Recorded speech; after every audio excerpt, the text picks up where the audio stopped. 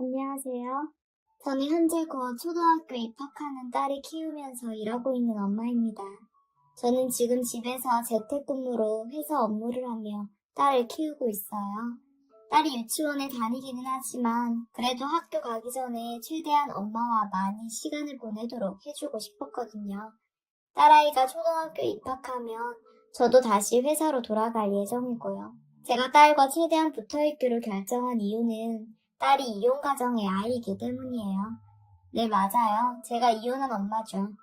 딸은 아무 잘못이 없는데 어른들 때문에 부모의 빈자리를 느끼게 하는 게 마음이 아파서 최대한 옆에서 같이 돌봐주고 놀아주고 싶었어요. 아직 이혼에 대해 제대로 개념이 잡히지 않은 어린애라 선진하게 노는 모습을 보면 마음이 쓰립니다. 그리고 딸과 저를 이렇게 둘만 남겨둔 전 남편 사실 마음 같아선 욕을 해주고 싶지만 편의상 그놈이라고 할게요. 그놈을 생각하면 정말 아직도 분하고 잡아서 두들겨 패고 싶어요. 내 인생을 지옥으로 만들고 딸과 저를 버리고 자기 이기심만 채우는 정말 제게는 인간도 아니었던 놈이에요. 다시 생각해도 애까지 있는 인간이 어떻게 그런 짓을 했었는지 소름 돋을 뿐이에요. 남편은 딸이랑 격주로 만나고 있기는 한데 딸이 다 크면 꼭 진실을 다 얘기해주고 자기 아빠가 어떤 인간인지 모든 사실을 알려주고 말 겁니다. 딸도 쓰레기는 피할 줄 알아야죠. 그 놈과 저는 둘 다 대학을 졸업하고 선을 봐서 만나게 되었어요. 저는 사실 손자리 같은 게 불편했는데 저희 엄마랑 교회를 같이 다니며 안면이던 아주머니가 자기 조카가 정말 착하고 좋은 남자라고 둘 다 나이도 비슷하니 한번 만나서 좋은 인연 만들어봐라. 그렇게 하도 난리를 치셔서 결국 나갔어요. 선으로 사람을 만나고 하는 건 제 취향이 아니라 그냥 예의만 갖추고 정리하고 헤어지려고 하고 나갔는데 생각보다 괜찮은 남자가 나왔더군요.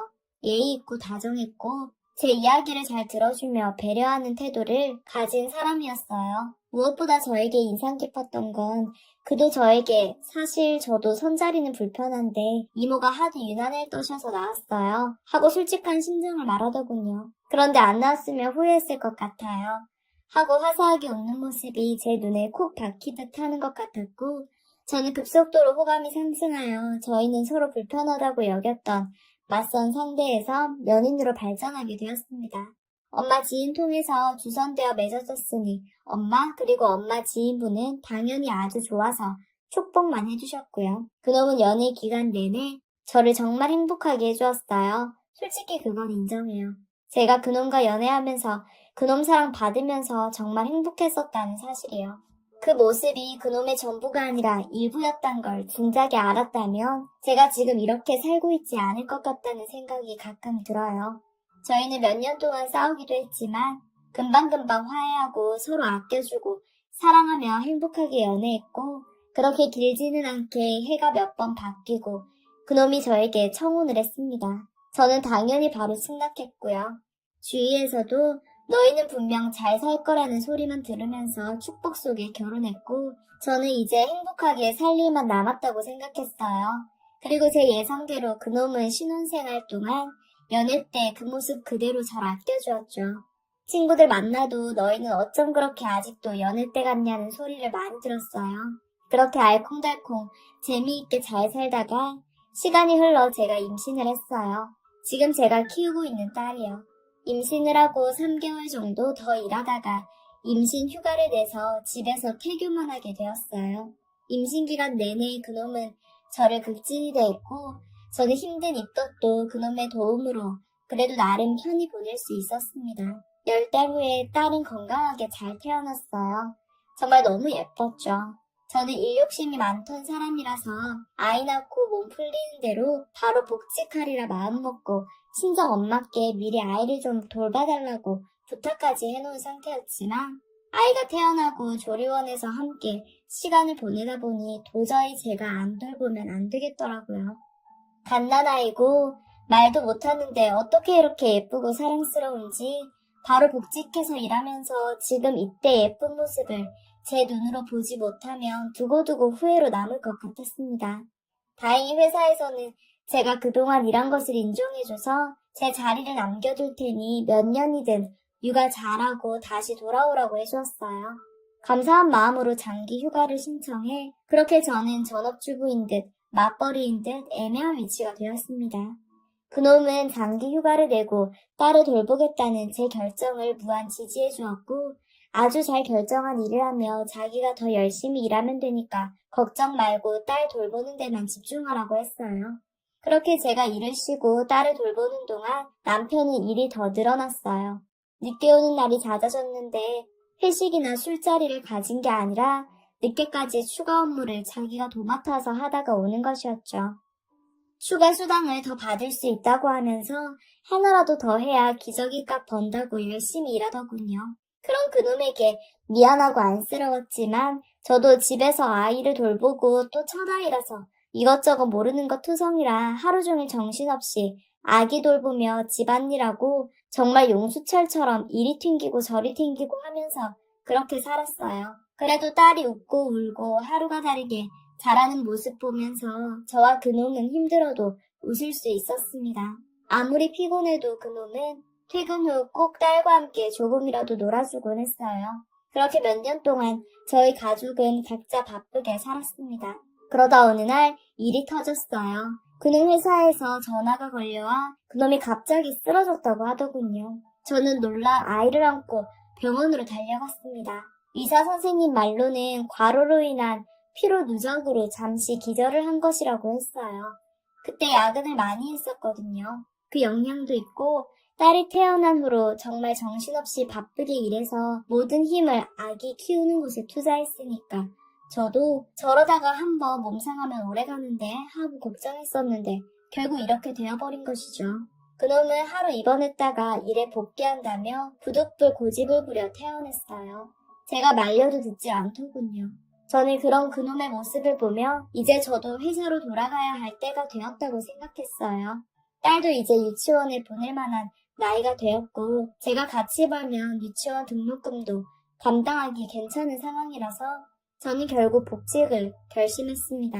회사에 연락해서 복직을 하고 싶다고 했고 감사하게도 출산 전 말했던 대로 회사에서는 제 자리를 여전히 남겨두고 있다고 했습니다. 그놈은 자기 혼자 일해도 괜찮다고 아이 돌보고 싶으면 집에서 돌보라고 했지만 저는 당신이 그렇게 쓰러지기까지 했는데 그건 안 돼. 나도 같이 벌어야지 했어요.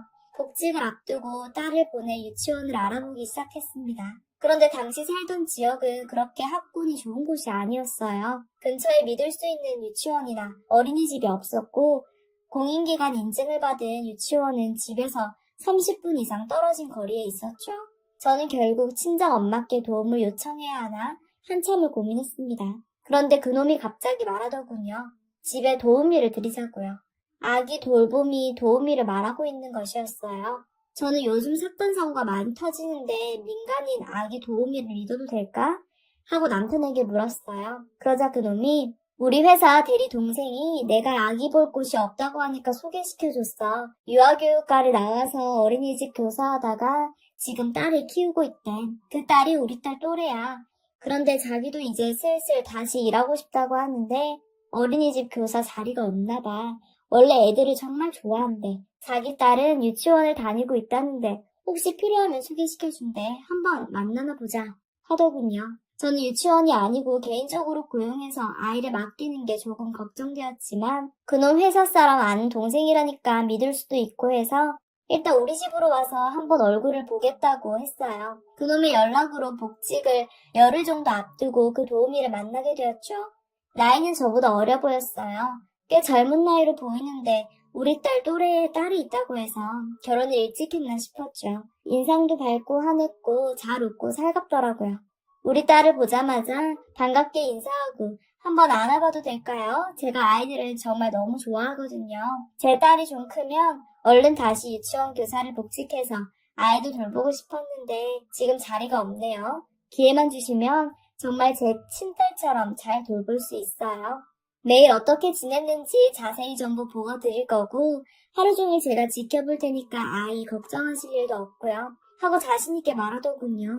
그러면서 저희 딸을 안아들었는데 딸도 낯선 사람이지만 울지도 않고 편안하게 잘 안겨있더라고요. 무엇보다 아이 엄마라 그런지 육아 능력은 의심하지 않아도 될 것 같아 괜찮다 싶었어요. 자식을 키워본 경험이 있는 게 그래도 없는 것보단 믿을만 하다고 생각했죠. 그날 그렇게 면접을 마치고 저는 며칠을 더 고민하다가 연락해서 일주일 후부터 와줄 수 있냐고 했어요. 제가 복직하는 날이었죠. 그 여자는 월요일부터 금요일까지 아침부터 제가 퇴근하는 오후 시간까지 제 딸을 돌봐주게 되었어요. 제가 출근하는 시간에 맞춰 그 여자가 저희 집으로 오면 제가 문을 열어주고 주의할 점이나 아이의 상황을 알려준 다음 출근하는 시기였죠. 처음 아이를 맡기는 날에는 무척 긴장이 되었는데 퇴근 후 와보니 아주 잘 놀고 있더군요. 제가 말해준 사항들도 어느 하나 어긴 것 없이 그대로 잘 따라서 아이를 돌봐주었고요.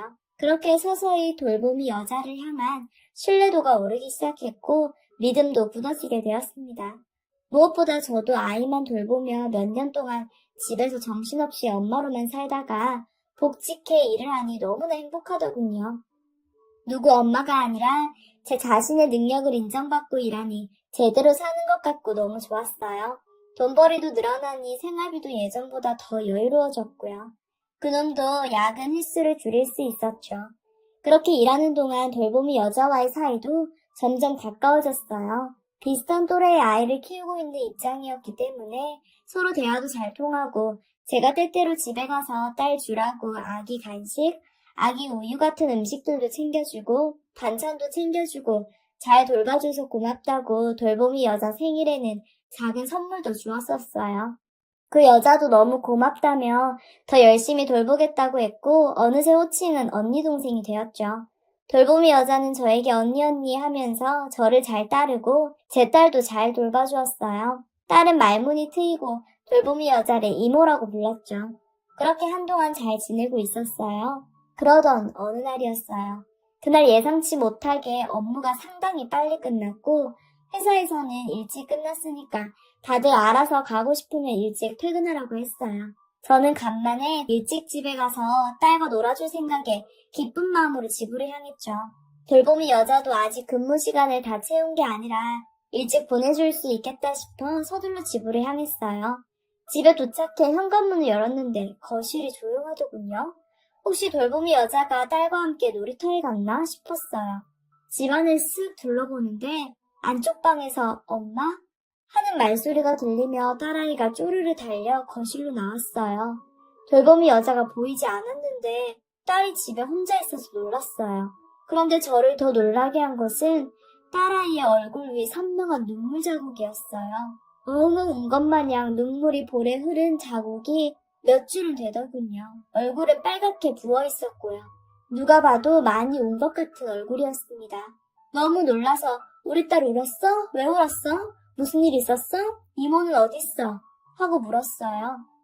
제 무릎을 듣자 딸이 입속을 달싹이더니 이내 제 목을 끌어안고 엄마 하고만 말하더니 울기 시작하더군요. 정말 서럽게 끄끄대며 우는 소리였어요. 그 울음에 가슴이 철렁 내려앉아 가슴이 요동치기 시작했어요. 우선 우는 딸을 달래주었고 한참 지나 딸이 울음을 그쳐서 저는 우리 딸 무슨 일 있었어? 엄마한테 다 말해봐. 무슨 일 있었는지. 거짓말 안 하고 전부 말해줘야 엄마가 도와줄 수 있어. 하고 말했죠.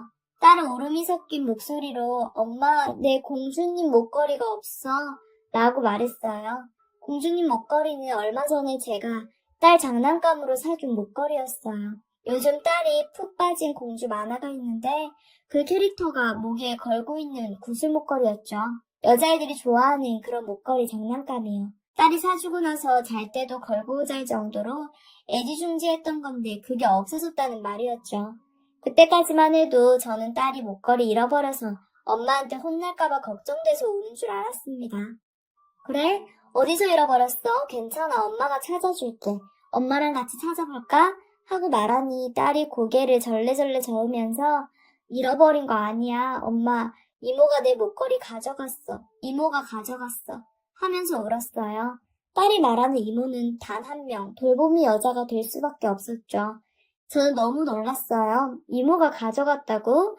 왜 이모가 가져갔어? 하고 물었더니 딸은 이모가 언니 줘야 된다고 가져갔어. 내가 동생이니까 언니한테 양보해야 한대. 엄마 근데 나 공주님 목걸이 갖고 싶단 말이야. 하고 엉엉 울더군요. 저는 이 상황이 너무 믿겨지지 않아서 딸을 안고 가만히 있었어요. 언니라니? 누가 우리 딸 언니라는 거였는지 한참을 생각해 보았어요. 그러다 문득 머릿속에 생각이 스치더군요. 그런 장난감 목걸이를 돌보미 여자가 가져간 이유는 아무리 생각해도 단 하나뿐이었어요. 그런 목걸이를 가질 만한 사람은 그 여자의 딸 한 명뿐이었죠. 저는 딸을 안고 달래며 그 여자에게 전화를 걸려고 했어요. 그 순간 현관문 열리는 소리가 들리고 문이 열리더니 그 여자가 들어오더군요. 그러나 혼자가 아니었습니다. 그 여자는 옆에 제 딸과 비슷한 또래의 여자아이를 데리고 있었어요. 둘이 하하호호 웃으며 들어오다가 제가 집에 있는 모습을 보고 놀라더군요. 어머, 언니 벌써 퇴근하셨어요? 몹시 당황한 얼굴로 제게 묻는데 저는 굳은 얼굴로 말없이 그 여자를 노려보기만 했어요. 그리고 옆에 있는 여자에게 시선을 돌렸죠. 목에는 제 딸의 것이 분명한 공주 목걸이가 걸려 있었어요. 그 아이는 저를 천진난만하게 웃으며 쳐다보고 있었습니다. 지금 우리 딸 목걸이 뺏어다가 뭐 하는 거예요? 그리고 동생 딸은 언제 데려온 거고? 동생 딸을 우리 집에 데려온단 말은 지금까지 없었잖아. 싸늘하게 말하니 당황해서 말을 더듬더군요. 전 옆에 여자아이에게 다가가서 그 목걸이 돌려줄래? 그 목걸이 아줌마가 우리 딸 주려고 산 거야. 너도 갖고 싶으면 엄마한테 사달라고 했어요. 그러자 그 여자아이는 이거 내 건데 엄마가 내 거라고 했는데 하며 울기 시작하더군요. 그러자 그 도우미 여자는 지금 애한테 왜 그래요? 저한테 화내세요 하더군요. 전 어처구니가 없어서 지금 화내는 게 아니고 돌려받을 걸 돌려달라고 한 거예요. 동생이 멋대로 가져갔잖아 하고 말했어요. 그때 그 여자 옆에서 여자아이가 울면서 하는 말이 제 귀를 때렸습니다. 이거 내 거예요. 쟤는 내 동생이니까 언니가 이런 거 먼저 가져야 하는 거라고 그랬단 말이에요. 쟤는 아빠가 또 사줄 거라고 그랬어요. 순간 그 여자도 저도 얼음이 되었어요. 아빠가 또 사준다니? 저 여자애가 왜 하필 아빠라는 단어를 사용했을 때 제 딸과 자기 아빠가 같은 사람인 것처럼 말했는지 저는 이해가 되지 않았어요. 그 순간 제 머릿속에 어떤 깨달음이 들었습니다. 그것은 바로 그 여자가 자기 남편인 아이 아빠에 대해서 한 번도 이야기하지 않은 것이었어요. 가끔 수다를 떨다 남편 혹은 결혼 이야기가 나오면 입을 닫고 제 얘기만 듣거나 다른 주제의 이야기로 말을 돌렸었고 아이 아빠에 대해서 한 번도 얘기한 게 없었어요. 저게 무슨 소리야? 아빠가 사준다니. 지금 나 가지고 장난칠 생각하지 말고 똑바로 사실대로 다 얘기해. 안 그럼 돌봄이면서 내 딸아이 집에 혼자 두고 지 딸 데리고 내 딸아이 물건까지 절도해서 싸돌아다니면서 시시덕된 거 해서 아이 방치로 경찰에 고소해버릴 거니까. 제 살벌한 말에 그 여자는 덜덜 떠는 것 같더니 이내 무릎을 털썩 꿇고 두 손까지 모아서 제게 빌기 시작했습니다. 잘못했어요. 제발 그러지 마세요. 저는 그냥 우리 딸 잘 키우고 싶었을 뿐이에요. 애아빠 말을 들은 것 뿐이라고요. 궁금하면 직접 애아빠 되는 사람한테 물어보세요. 애아빠? 지금 애아빠 어디 있는데요? 제 물음에 여자가 대답했어요. 우리 딸 아빠가 그쪽 남편이에요. 충격이 제 머리를 쳤습니다.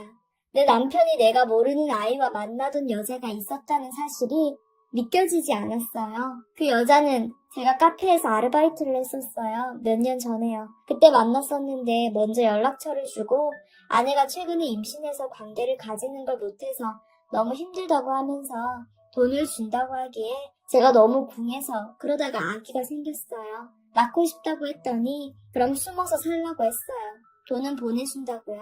그래서 그 사람이 주는 돈 받고 살았는데 갑자기 연락이 오더니 일자리가 생겼는데 일할 마음 없냐는 거예요. 제 딸아이는 저희 엄마한테 맡기고요. 그게 자기 딸을 돌봐주는 일이라고 저도 하고 싶었던 거 아닌데 돈이 더 필요해서 그 사람 말로는 자기가 주는 돈 말고 돌보미 월급은 아내가 줄 거라고 그랬거든요. 그 여자가 하는 말이 제 귀를 타고 흘러갔어요. 너무나 믿었던 그놈의 배신에 어찌할 줄을 몰랐죠. 지난 몇 년간 저를 철저히 속인 거였고 저는 그 자리에서 당신 해고해요. 상간녀를 소송당할 준비나 해요.